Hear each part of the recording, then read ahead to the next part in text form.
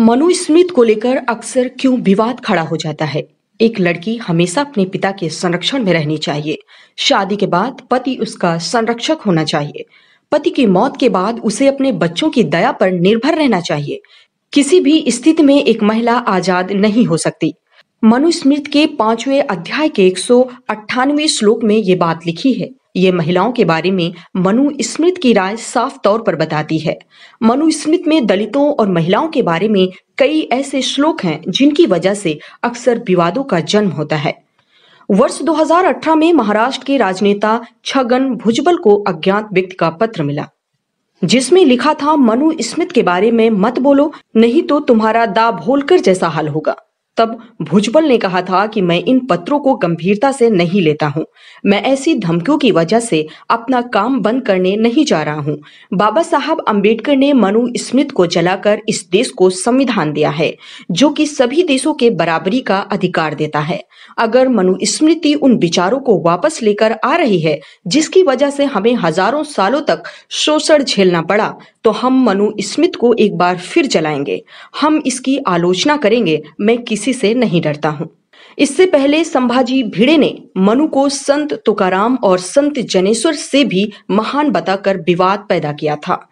भिड़े एक हिंदूवादी नेता हैं, जिनके पश्चिमी महाराष्ट्र में कई अनुयायी हैं। भिड़े अपने कट्टर हिंदूवादी विचारों के लिए माने जाते हैं और वो खुलकर मनु स्मृति का समर्थन करते हैं। जनवरी 2018 में भीमा कोरेगांव दंगे में उनकी कथित भूमिका सामने आने के बाद उनके खिलाफ एक शिकायत दर्ज कराई गई थी। मनु स्मृति में लिखी हुई बातें बीते कई सालों से विवादों की वजह बनी हैं। लेकिन क्या मनु स्मृति सच में इतनी विवादित किताब है? इसके समझें आखिर मनु स्मृति है क्या। इतिहासकार नरहर कुरुंदकर बताते हैं, स्मृति का मतलब धर्मशास्त्र होता है। ऐसे में मनु द्वारा लिखा गया धार्मिक लेख मनु स्मृति कही जाती है। मनु स्मृति में कुल 12 अध्याय हैं, जिसमें 2684 श्लोक हैं। कुछ संस्करणों में श्लोकों की संख्या 2964 है। कुरुंदकर अब तक मनु स्मृति पर 3 लेक्चर दे चुके हैं। इन तीनों भाषणों को अब किताब की शक्ल दी गई है, जो मनु स्मृति के अंदर की दुनिया के बारे में बताती है। कुरुंदकर मनु स्मृति पर अपनी सोच को बताते हुए कहते हैं, मैं उन लोगों में शामिल हूं जो मनु स्मृति को जलाने में विश्वास करते हैं। मनु स्मृति को फॉर्मेट को समझाते हुए कुरुंदकर कहते हैं, इस किताब की रचना ईसा के जन्म से 200-300 सालों पहले हुई थी। पहले अध्याय में प्रकृति के निर्माण, 4 युगों, 4 वर्णों, उनके पेशों, ब्राह्मणों की महानता जैसे विषय शामिल हैं।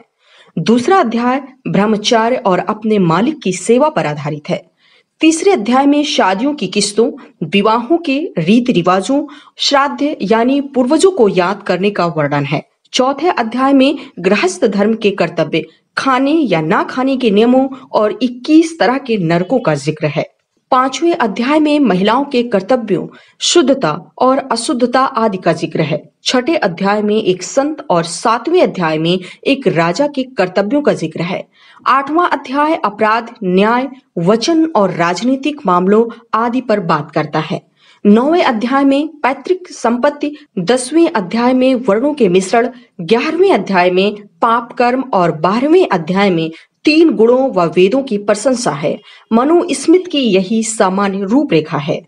मनु स्मृति में अधिकार, अपराध, बयान और न्याय के बारे में बात की गई है। ये वर्तमान समय की आईपीसी और सीआरपीसी की तरह लिखी गई है। पंजाब यूनिवर्सिटी में इतिहास पढ़ाने वाले राजीव लोचन बताते हैं कि ब्रितानी लोगों के भारत आने से पहले इस किताब को कानून की किताब के रूप में प्रयोग नहीं किया गया था। राजीव लोचन मनु स्मृति के इतिहास को समझाते हुए कहते हैं, जब ब्रितानी लोग भारत आए थे तो उन्हें लगा कि जिस तरह मुस्लिमों के पास कानून की किताब के रूप में शरिया है, उसी तरह हिंदुओं के पास भी मनु स्मृति है। इसकी वजह से उन्होंने इस किताब के आधार पर मुकदमे की सुनवाई शुरू कर दी। इसके साथ ही काशी के पंडितों ने भी अंग्रेजों से कहा कि वे मनु स्मृति को हिंदुओं का सूत्र ग्रंथ बताकर प्रचार करें। इसकी वजह से ये धारणा बनी कि मनु स्मृति हिंदुओं का मानक धर्म ग्रंथ है। राजीव लोचन बताते हैं, जब बुद्ध संघों की भारत में ख्याति फैलाने लगी थी तो ब्राह्मणों ने प्रभुत्व कम होता देख इस किताब को लिखकर अपने प्रभुत्व को फिर से जमाने की कोशिश की। उन्होंने एक मिथक रचा कि ब्राह्मण का स्थान समाज में सबसे ऊपर है और समाज में ब्राह्मणों और दूसरे लोगों के लिए अलग अलग नियम हैं। वर्णों के मुताबिक इसी वजह से ब्राह्मणों की कम सजा मिलती थी, लेकिन दूसरे लोगों को कड़ी सजा मिलती थी। ये कहा गया कि जो व्यक्ति गलत काम करेगा उसे कड़ी सजा का सामना करना पड़ेगा। ये किताब बताती है कि किसी भी स्थिति में ब्राह्मणों का सम्मान किया जाना चाहिए। किसी भी महिला का कल्याण तभी हो सकता है जब एक पुरुष का कल्याण हो जाए। एक महिला को किसी तरह के धार्मिक अधिकार नहीं है, वो अपने पति की सेवा करके स्वर्ग प्राप्त कर सकती है। मनु स्मृति में यही सब लिखा है। मनु स्मृति में शूद्रों की शिक्षा पाने के अधिकार को खारिज किया गया है। शिक्षा देने की विधि मौखिक हुआ करती थी। ऐसे में कुछ ब्राह्मणों को छोड़कर कोई ये नहीं जानता कि मनु स्मृति आखिर क्या है। ब्रिटिश राज के दौरान ये किताब कानूनी मामलों में इस्तेमाल होने की वजह से खासी चर्चित हो गई है। विलियम जोनास ने मनु स्मृति का अंग्रेजी में अनुवाद किया है। इसकी वजह से लोगों को इस किताब के बारे में पता चला। राजू लोचन बताते हैं, महात्मा ज्योतिबा फुले मनु स्मृति को चुनौती देने वाले पहले व्यक्ति थे। खेतीहर मजदूरों, सीमांत किसान और समाज के दूसरे वंचित और शोषित तबकों की शोचनीय हालत देखकर उन्होंने ब्राह्मणों और व्यापारियों की आलोचना की।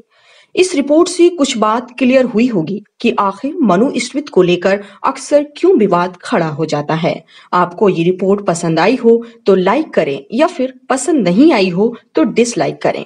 धन्यवाद।